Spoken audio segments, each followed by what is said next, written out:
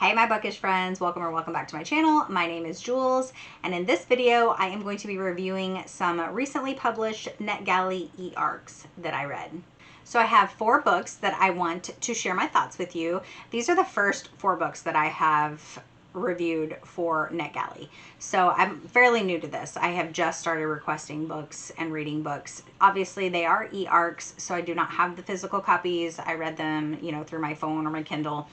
So it did take me a little longer to get through those because that is not my typical preferred method of reading. I like to physically read with an audiobook or tandem read.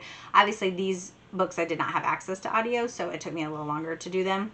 So I've discovered that the way that Netgalley works is basically you go in, request books that you want to read, and they will either approve you or deny you. And then obviously the more books that you read and review, your percentage is higher, so then you have a better chance of getting approved for reading books in the future. So if you end up requesting too many books, you can get approved for a bunch all at once or around the same time, and then your percentage looks like it's low. Because if you got approved to read 5 books and you've only reviewed a couple books, so you've got like 5 outstanding books that you need to review, and you've only sent reviews in on a couple of them, so it kind of throws your percentage off, so it makes it look like you have a low percentage, and so you may not get approved for a book that you really want. Anyway, not that anybody asked that, but if you did, if you have any questions about Netgalley, that you might want to know that. Anyway, so the first book I read was Her Lost Soul by Helen Pfeiffer. It's a Maria Miller detective series, which I did not know it was a series. So this is book 2 in the series, and I did not realize that when I requested it. However, after reading it, I did determine that you don't need to read the first book before. So it's the same detectives, but it's just a different story. So you don't really have to read the first one. I am going to go back and read the first one. So I don't read a lot of detective books anymore. I do occasionally like a good detective book, but I picked this one because it didn't just seem very detective-ish. So the book description on this says, she moves her flashlight around the dark, empty ward. How could her friends have left her alone in a place like this? But she isn't really alone. Someone is watching, and he won't let her leave this place alive. Shortly before midnight, 4 teenagers broke into an old abandoned psychiatric hospital on Beacon Hill. Only 3 came out again. The missing girl, Riley Holt, is the 17-year-old daughter of the local police chief, and she appears to have vanished into thin air. Called from Manhattan to take over the case, Detective Maria Miller and her partner Frankie uncovered the sinister past of the abandoned hospital, which was once the hiding place of the notorious college kid killer who never revealed the burial site of his final victim. Then, a fresh grave is discovered in the hospital's old cemetery, and Maria expects the worst. But when the remains of 2 young women are recovered, it appears that neither belongs to Riley. Maria and her team make the connection between the secret grave and the college kid killer, but with Riley still missing and her 3 friends unable to shed any light on her whereabouts, the case gets more complex by the minute.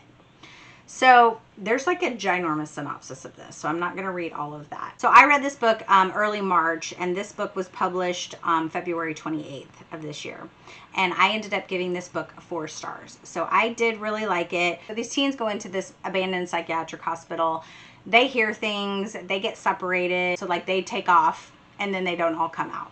And then they can't find her. Like, she never goes home. The friends don't know where she's at, and they have no idea what happened to her. So this is a paranormal story.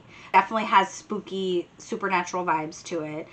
So there is dual timelines in the story. One's perspective is set in 1960s when the asylum was open, and then present day when it's abandoned. So it's kind of nice because it flashes back into what was going on in the 60s to what's going on now. So the hospital has like a chilling past. So you get that history of the psychiatric hospital and things that went on in that back in the 60s. And then, like I said, it's abandoned now, and they're finding, remains that aren't Riley's, but they don't know where Riley is. And the banter between the 2 detectives is just a good time. They're fun. And then, of course, they're interviewing a lot of the townsfolk. And so everybody, all the characters are very well developed and likable in, the town. So I just had a really good time with it, and I would definitely recommend it. So the first book in this series is called The Haunting on West 10th Street. So I am planning on going back and reading that one just to see if I like it. So it kind of sounds like this series is kind of going to have like haunting vibes to them, which I do enjoy that. So just looking at her, she has a lot of books. She has published a lot of books, and they're very heavy on detectives. So that was my first one. So I did, like I said, I did give that 4 stars, and I enjoyed it, and I will read from her again. The second book I read was The Final Scene by Steph Nelson. This was published February 27th of this year, and I read this mid-March. Around that time is when I read that. So the description of this one says, the cabin is unlocked, but there's no escape. When Brooke was kidnapped on her way home from work, she thought her life was over. That was 10 years ago.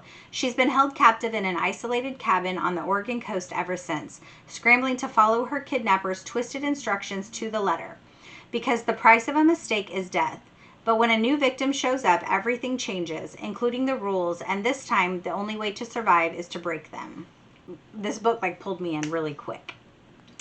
But then it just kind of, So I'm just going to read my review on this one. I was hooked by the first few pages of this book with the kidnapping right off the bat. We're following Brooke, who was snatched up and has survived as captive for 10 years by playing her role and following the rules. The premise of the kidnapping and why the captives are being held is twisty, weird, and unique. I was intrigued to see how it was going to play out. I was finding myself a little bored throughout the middle of the book as we follow along with the captives as they figure out how they're going to escape. There is a romance aspect in this that I really just wasn't a fan of, as well as another physical scene that seemed unnecessary and cringy. My enjoyment with this book fizzled off, but I did like the last part of the book, the final scene, if you will. Things do come full circle, and there are coincidences that the captives didn't see coming. This book really didn't deliver the thriller punch that I was hoping for. It was just okay for me.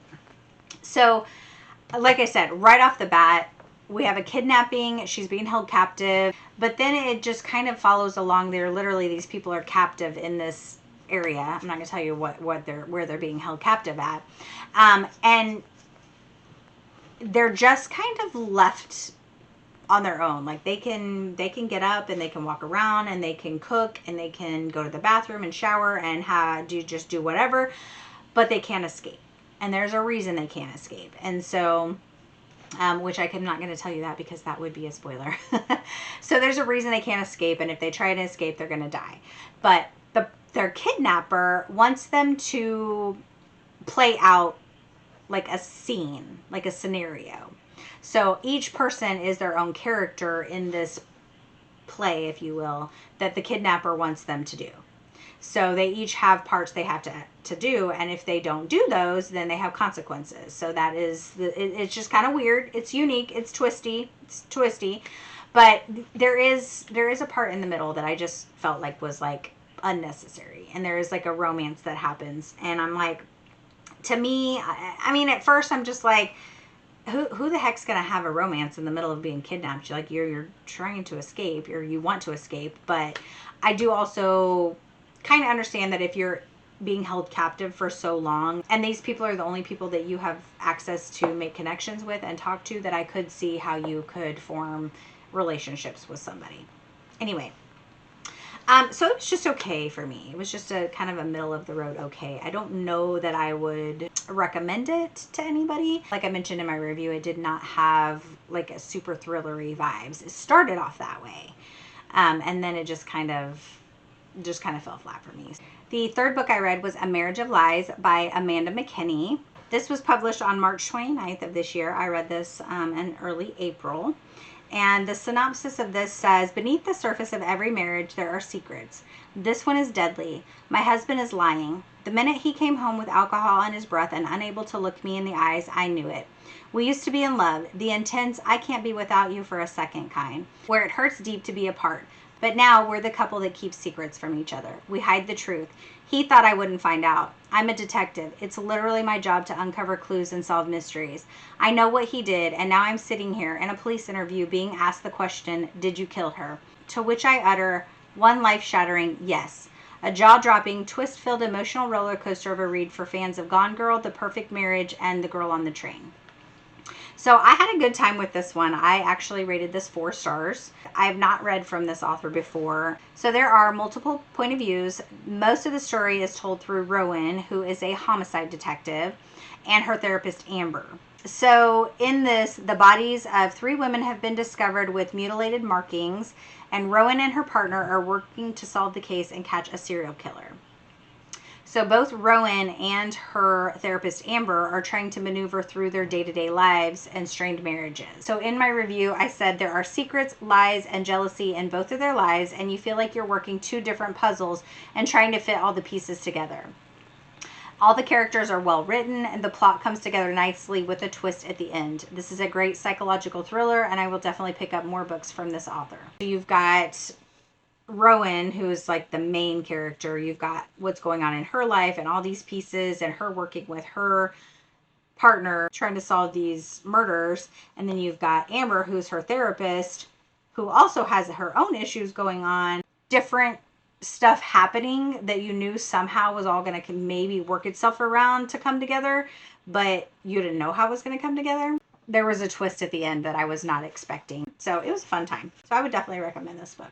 So this author has a lot of books published too, and it kind of seems like some of them might be spicy romance. I'm not going to read those.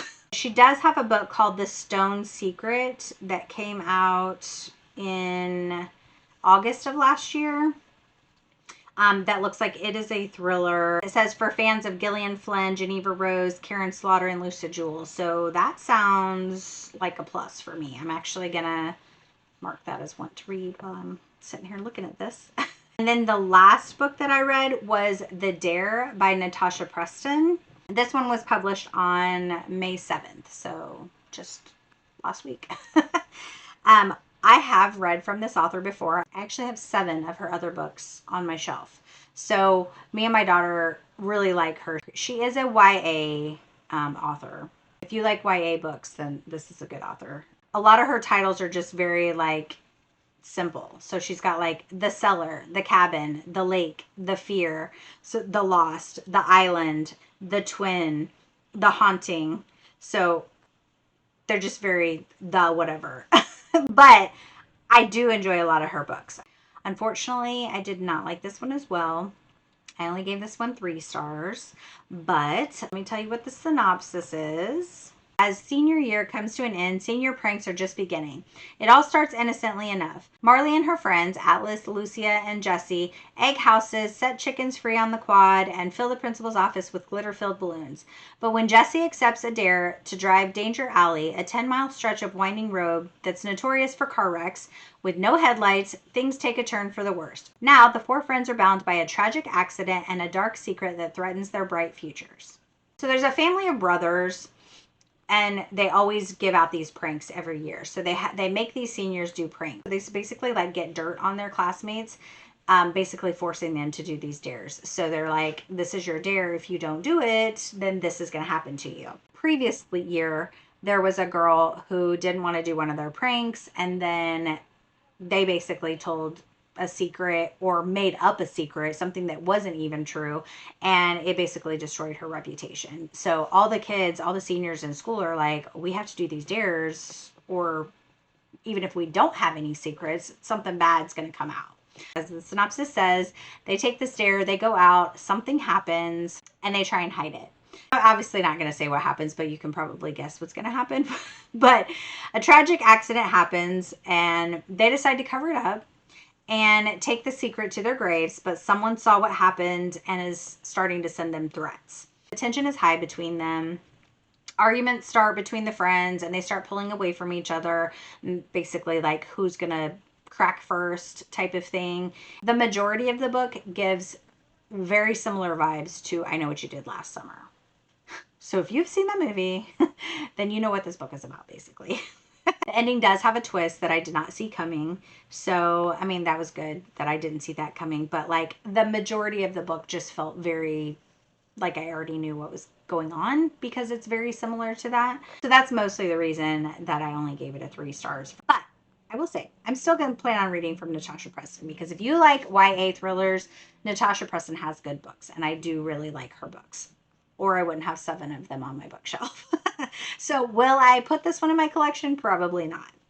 But I do still have some more from her that I haven't read that I do still plan on reading. And if I enjoy them, I will add them to my collection.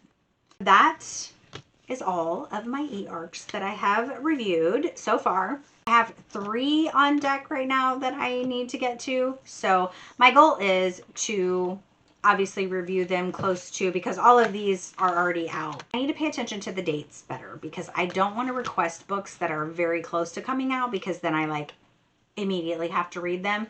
So I kind of would like to maybe do request books that are maybe not coming out for a few months, and then that way I have time to read them, review them, and then share my thoughts with you guys before they even come out. So obviously all of these are out now. These are all published. You have access to go get them if you would like to check them out.